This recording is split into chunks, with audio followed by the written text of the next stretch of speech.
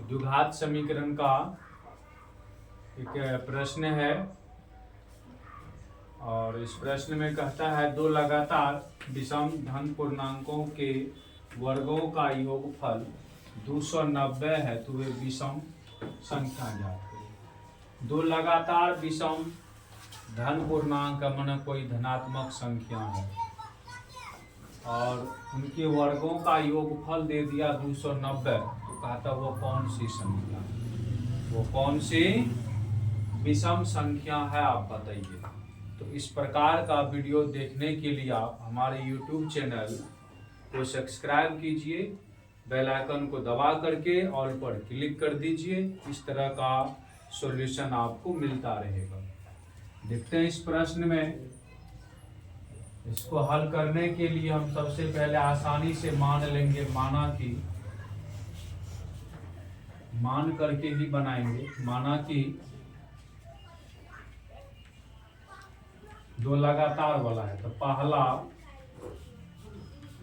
विषम संख्या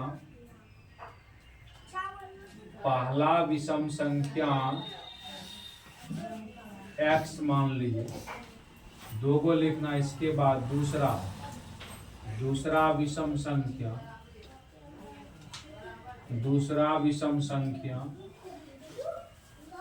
अब देखिए जैसे एक विषम संख्या है, एक क्या है विषम संख्या। एक के बाद विषम संख्या कौन आएगा, एक के बाद विषम संख्या कौन आएगा, एक के बाद 3 आएगा क्योंकि दो सम संख्या है। तो एक में क्या जोड़े जो 3 आ गया, 2 जोड़े।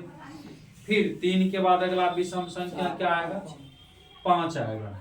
3 में क्या जोड़े, 5 आया, 2 जोड़े। इस प्रकार से यहाँ देखिए हमने पहला विषम संख्या माना x, तो इसमें क्या जोड़ेंगे अगला विषम संख्या आएगा, क्या जोड़ना है 2। जिस तरह सभी आपको समझाएं, x में 2 जोड़ देंगे तो दूसरा विषम संख्या और 1 जोड़ेंगे तो सम संख्या आ जाएगा, 2 जोड़ेंगे दूसरा विषम संख्या। प्रश्न में कहता है दो विषम संख्या हो गया, वर्गों का योग। प्रश्न से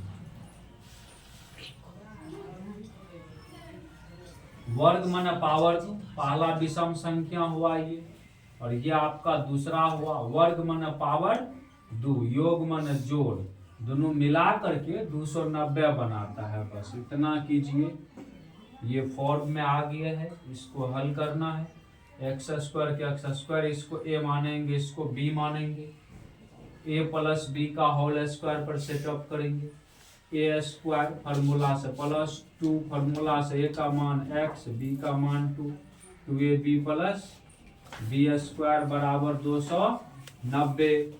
एगो एक्स स्क्वायर एगो एक्स स्क्वायर, कैगो एक्स स्क्वायर, 2 गो एक्स स्क्वायर, 2 दूनी 4 और 2 के स्क्वायर, 2 दूनी 4, 4 दूनी 8, यहाँ पे देखिए 2 दूनी 4, प्लस में 4x और 2 का स्क्वायर 4 बराबर 290। इधर प्लस में है, इधर लाएंगे तो माइनस में 2x स्क्वायर प्लस 4x और 290 में से 4 घटा देंगे तो यहाँ पे हो जाएगा 286, 490 बराबर 0।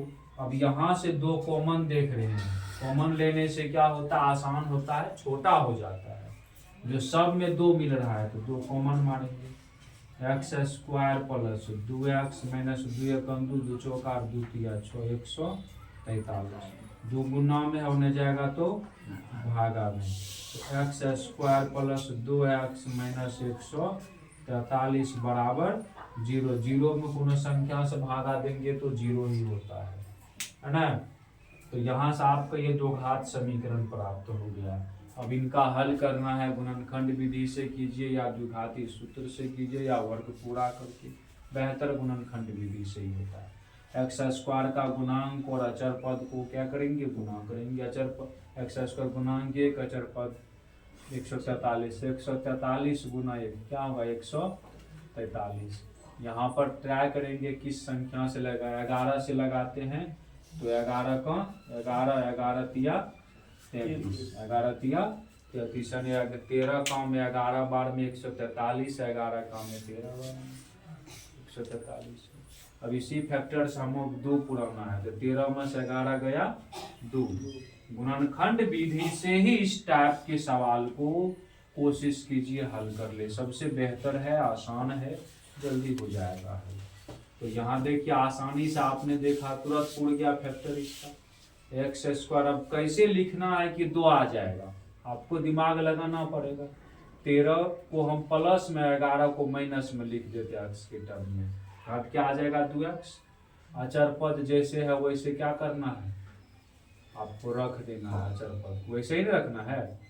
अब यहाँ से देखिए 3 को पद था, 4 को, दोनों में से x कॉमन मार लेंगे, x बचा, x दे दिया, यहाँ पे 13 बचा। इसमें से माइनस में 11 कॉमन मारेंगे, माइनस है तो प्लस, माइनस है तो प्लस, 11 13 यहाँ 143 होता है। और फिर ये दोनों में से कॉमन हो जाएगा भाई साहब, देखिए यहाँ पर x प्लस 13 हो गया। अब यहाँ पे बच गया x माइनस 11 बराबर 0। अब क्या करेंगे, अब इसके बाद दोनों को 0 के बराबर कर देंगे, आइदर, है ना, दोनों में से कोनो एगो मान होगा या दोनों होगा। x प्लस 13 बराबर आइदर मैंने दोनों में से कोई एक या दोनों, है ना, दोनों में से कोई। यहाँ पर x माइनस 11 बराबर 0। जैसा कि आपको बताई, माइनस में उधर जाएंगे तो प्लस में, प्लस वाला माइनस में, माइनस में संख्या हम लोग नहीं लेंगे, इम्पॉसिबल हो जाएगा। क्या हो जाएगा, IMP डॉट इम्पॉसिबल का शॉर्ट फॉर्म है, मैंने असंभव, क्योंकि यहाँ पर क्या कह रहा है, धनात्मक कह रहा है, हिसाब में धन पूर्णांक कह रहा है, हम ऋण कैसे लेंगे, ईमान क्या हो गया, असंभव। इसीलिए यहाँ पर आइदर का प्रयोग होता है, दोनों में से कोई एक, इसका मतलब है। और दूसरा 11 माइनस में उधर जाएंगे तो x बराबर 11, ई मान पॉसिबल हो गया। 9 जो माने हैं पहला विषम पूर्णांक, इस भाषा में ही मान गुणा दीजिएगा, बेहतर होगा। पहला विषम पूर्णांक या संख्या, पहला विषम संख्या बराबर x बराबर 11, एक आंसर हो गया। और दूसरा है ना विषम पूर्णांक संख्या, ये x प्लस 2 यानी 11 प्लस 2 13, एक संख्या 11, एक संख्या 13, दोनों का वर्गों का योग करके जांच कर लीजिए। 11 का वर्ग 121, 13 के 169, जोड़ेंगे ना तो 9 1 10 के 0 6 2 8, देखिए 290 पूर्व गया, आपका एक्यूरेट सही है। तो इस प्रकार का आप वीडियो देखने के लिए जरूर हमारे YouTube चैनल को सब्सक्राइब कीजिए। सॉल्व हो गया है, लिख लीजिए।